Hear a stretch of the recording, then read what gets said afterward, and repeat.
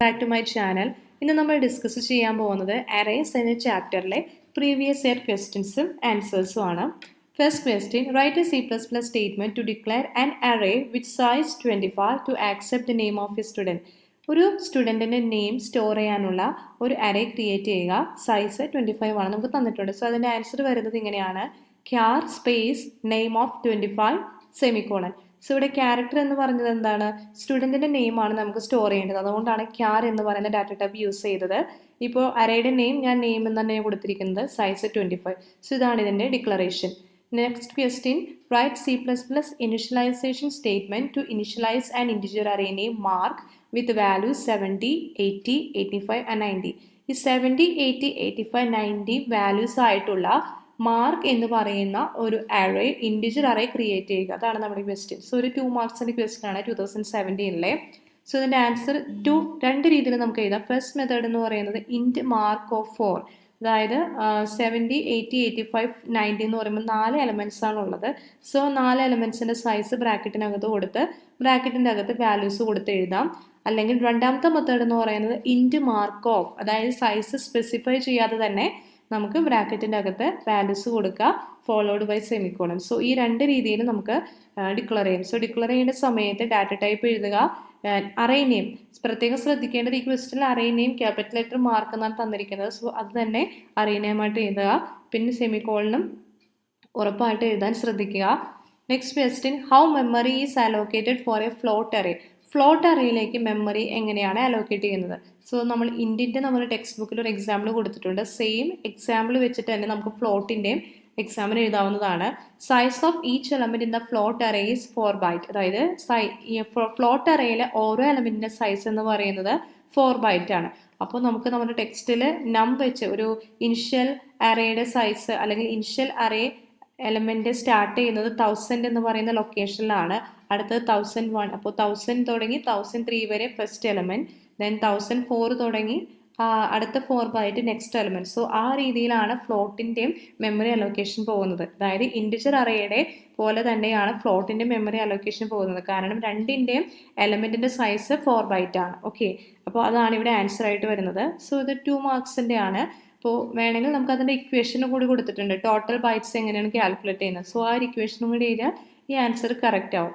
Next question, how we can initialise an integer array, give an example. നമുക്കൊരു integer array എങ്ങനെ initialise ചെയ്യാൻ പറ്റും, അതിൻ്റെ എക്സാമ്പിൾ കൊടുക്കുക. ഫസ്റ്റ് അതിൻ്റെ സിൻടാക്സിൻ്റെ ഫോം നമ്മൾ എഴുതുക. സിൻടാക്സ് എങ്ങനെയാണ് വരുന്നത്? Data type, array name, size.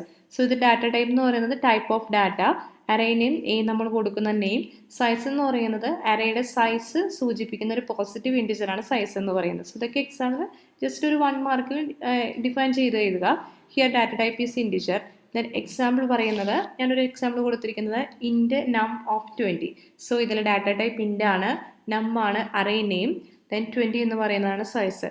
വേറൊരു രീതിയിൽ നമുക്ക് ഡിക്ലെയർ ചെയ്യാവുന്നത് ഇൻറ്റ് നം ഓഫ് 20, അതായത് സൈസ് എത്രയാണെന്ന് സ്പെസിഫൈ ചെയ്യാതെ നമുക്ക് ഡിക്ലെയർ ചെയ്യാം. സോ ഇവിടെ ഡിക്ലറേഷൻ പാർട്ട് ഒരു സെമിക്കോളനും കൂടി വേണം, എന്നാൽ മാത്രമേ ഇത് കംപ്ലീറ്റ് ആവുള്ളൂ. ഇൻറ്റ് നമ്പർ ഓഫ് 20, അതുപോലെ ഇവിടെയും ഒരു സെമിക്കോളൻ ഇടണം. സോ ഇത് മറക്കരുത്. Next question, define array traversal with in example. And എൻ്റെ സ്കോർ വരുന്നത് 2 ആണ്. അതായത് അറേ ട്രാവേഴ്സൽ എന്താണ്, അതിൻ്റെ ഒരു എക്സാമ്പിൾ കൂടി പറയുക. Accessing each element of an array at least once to perform any operation is known as traversal operation. So അറേയുടെ ഏതെങ്കിലും ഒരു എലമെൻറ്റ് ആക്സസ് ചെയ്യുന്ന ഒരു ഓപ്പറേഷനെയാണ് നമ്മൾ എന്ത് പറയുന്നത്? Traversal operation. ഒരു അറേയുടെ എല്ലാ എലമെൻറ്റ്സും ഡിസ്പ്ലേ ചെയ്യുന്ന ഓപ്പറേഷനാണ് എന്ത്? Array traversal.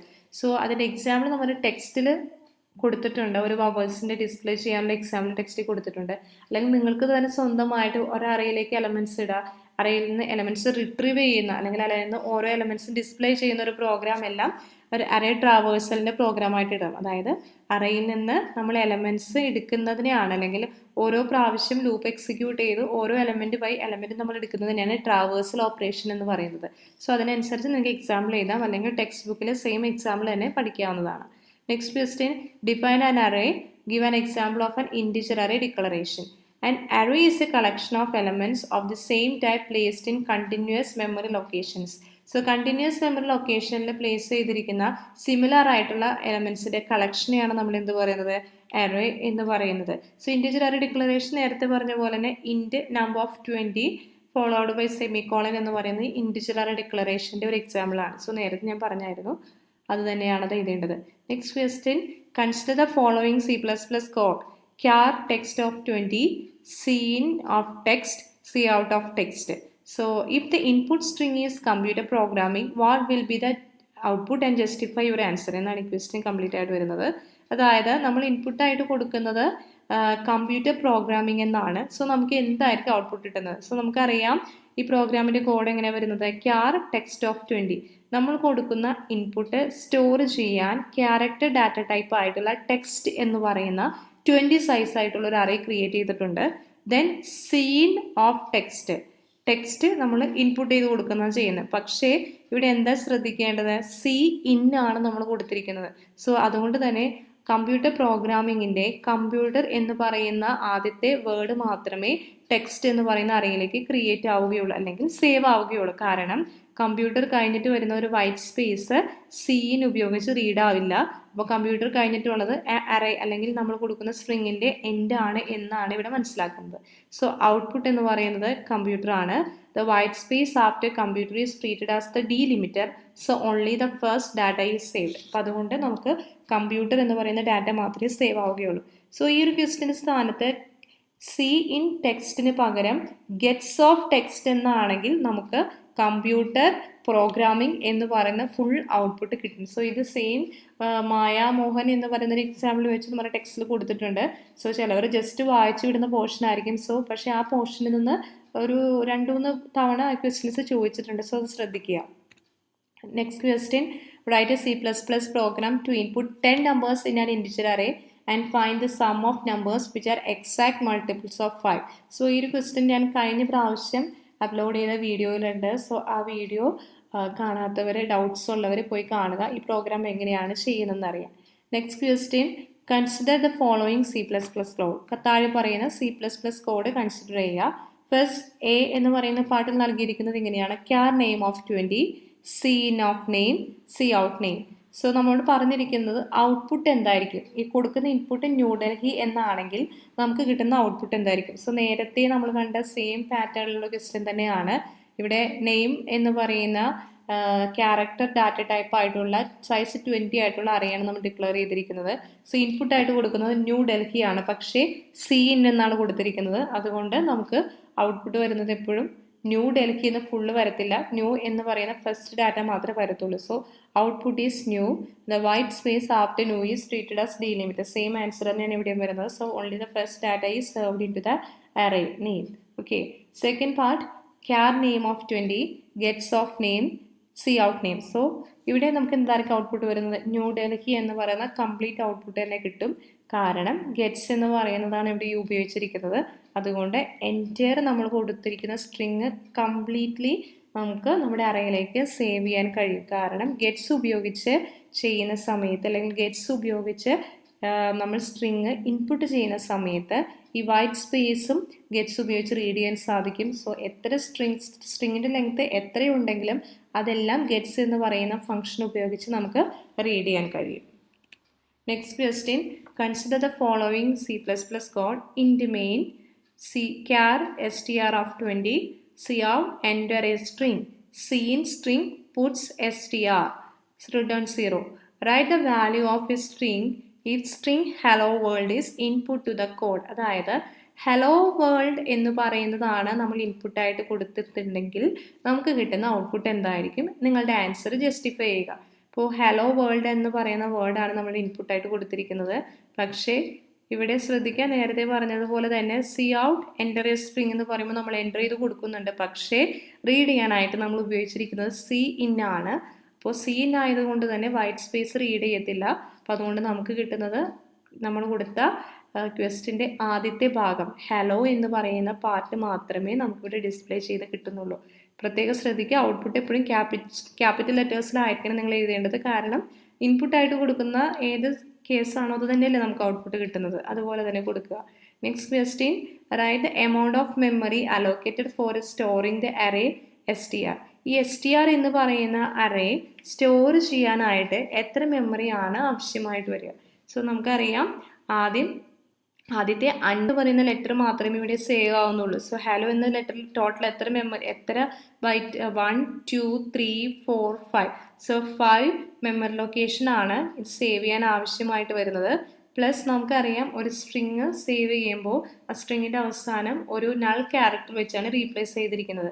So total 6 memory location ആണ് ഈ അറേ സേവ് ചെയ്യാൻ ആവശ്യമായിട്ടുള്ളത്. ബാക്കിയുള്ള 14 ബൈറ്റ്സ് എന്ന് പറയുന്നത് അൺയൂസ്ഡ് ആയിരിക്കും. കാരണം 20 സൈസ് നമ്മൾ ഓൾറെഡി ഡിക്ലെയർ ചെയ്ത് കൊടുത്തിട്ടുണ്ട്. So 5 memory locations will be allocated and the string will be stored with null character as the delimiter. The last 14 bytes will be left unused എന്നതാണ് ഇതിൻ്റെ answer. Next question, write an alternative we can use to input string in place of C out. ഇപ്പോൾ C ഔട്ടിന് പകരം നമുക്ക് C ഔട്ടിന് പകരം നമുക്ക് ഉപയോഗിക്കാവുന്നത് എന്താണ്? സി ഔട്ടിന് പകരം നമുക്ക് പുട്സ് ഉപയോഗിക്കാം അല്ലേ? എൻ്റർ എ സ്ട്രിംഗ് എന്നതിന് പകരം പുട്സ് ഉപയോഗിക്കാം.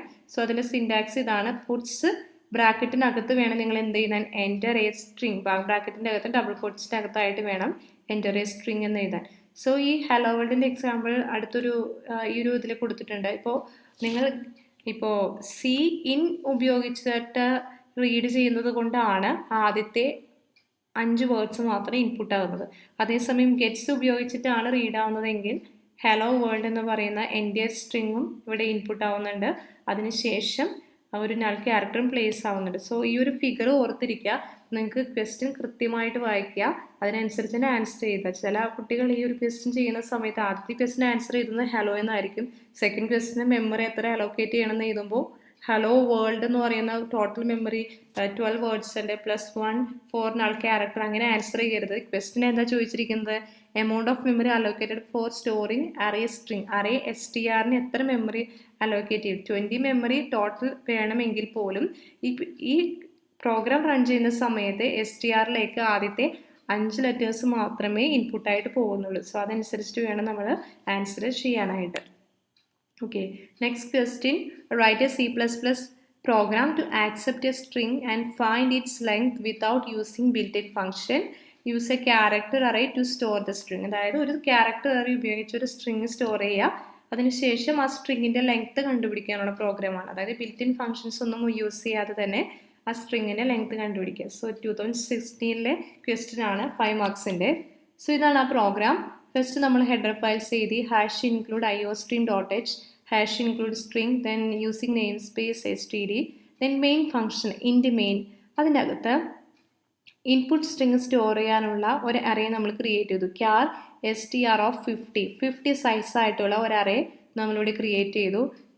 ദെൻ ഡാറ്റ, അതിനുശേഷം ഇൻറ്റിജേഴ്സ് ഡിക്ലെയർ ചെയ്തു. ഇൻറ്റ് I L = 0 എന്ന് പറയുന്ന ഇൻറ്റിജേഴ്സ് ഡിക്ലെയർ ചെയ്തു. സോ ഇതിൽ L എന്ന് പറയുന്നത് ലെങ്ത് കാൽക്കുലേറ്റ് ചെയ്യാനുള്ള ഇൻറ്റിജറാണ്.